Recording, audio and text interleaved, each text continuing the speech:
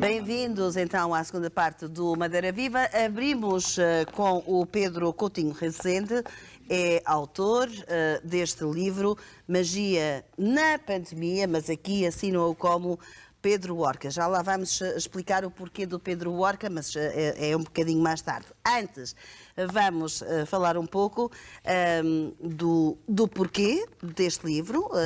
Um livro, portanto, para um público infanto-juvenil, creio eu, e que menciona a pandemia. Como é que conseguiu dar magia a uma pandemia? Antes de mais, muito boa tarde. Boa tarde. Quero agradecer a oportunidade que a RTP Madeira me dá e o programa de poder apresentar esta magia na pandemia. Esta história passa-se no primeiro confinamento, no início da pandemia, e consegue-se dar magia na pandemia porque, com a Maria, tudo é possível.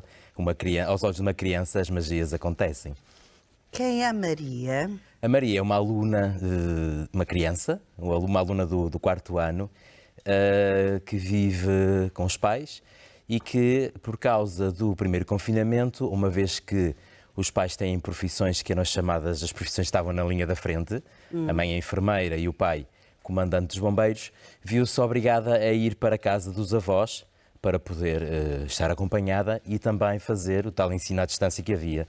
Portanto, este livro é inspirado numa realidade que todos nós conhecemos tão bem. É uma realidade que todos nós conhecemos e é um registro que também pode ficar para mais tarde as crianças que o lerem e não só poderem contar. Eu vivenciei esta pandemia, este momento conturbado.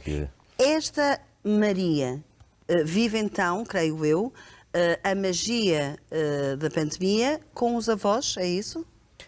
Ela vive a magia com a cegonha, com uma cegonha. Ah, com uma cegonha. Sim. Depois do primeiro confinamento, há aquele pequeno desconfinamento em que a Maria pede à avó se podia ir passear um pouco, como ela costumava fazer sempre que lá ia. E nesse passeio conhece uma cegonha que depois a convida a vivenciar um momento mágico e único e que une a espécie das cegonhas à nossa espécie. Muito bem. Agora, é um livro que foi lançado quando? Em janeiro, agora há relativamente pouco tempo. Pode ser adquirido? Pode ser adquirido, sim, no site da editora ou nos sites das lojas da especialidade. Muito bem. É um livro que aconselha para que idades? É uma história para os pais lerem aos filhos ou é uma história para que os jovens, os meninos e as meninas leiam sozinhos?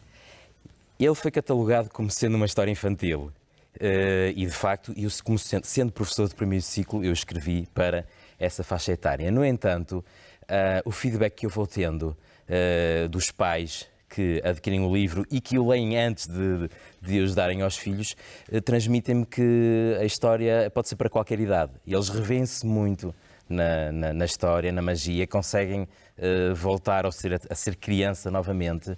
Portanto, eu acho que não é para uma faixa etária única, mas sim para todas as idades. Muito bem. O Pedro é da Maia, não é? Sim, Maia. É da Maia.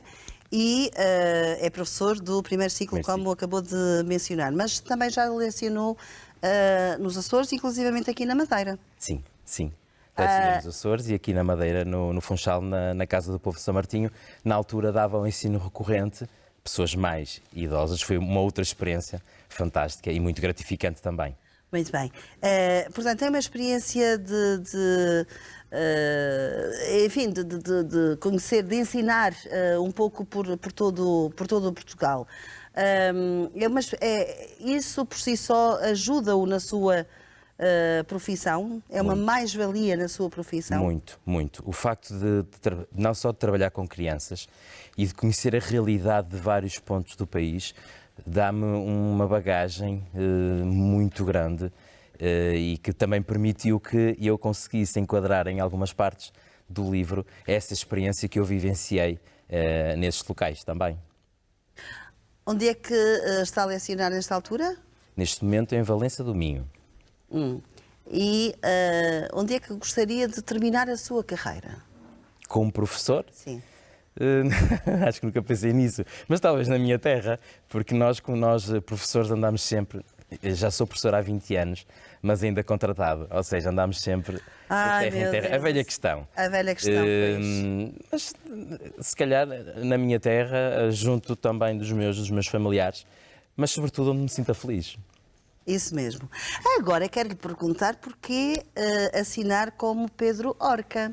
Pedro Orca, isso vem-me ensinado na biografia do meu livro. E eu desde pequeno tenho um fascínio enorme por orcas. Fazia coleção de tudo o que estivesse relacionado com orcas, eu colecionava. De tal forma que os meus amigos começaram-me a chamar de Orca. Ainda hoje, muitos amigos meus chamam-me de Orca e ficou como nome, como pseudónimo. Eu fiz teatro no nome artístico, era o Pedro Orca, e no pseudónimo do livro, Pedro Orca. Ainda mantém essa sua paixão pelas orcas? Sempre. Aço- Tudo que é Açores e Madeira, portanto, tem o seu encanto especial, não muito é? especial, e em ambos os lados tive a oportunidade de ir ver os golfinhos e não só. No continente já não há tantos, pois não. Na zona de Setúbal ainda conseguimos ver só golfinhos. E ultimamente apareceram algumas orcas, mas uma coisa muito rara.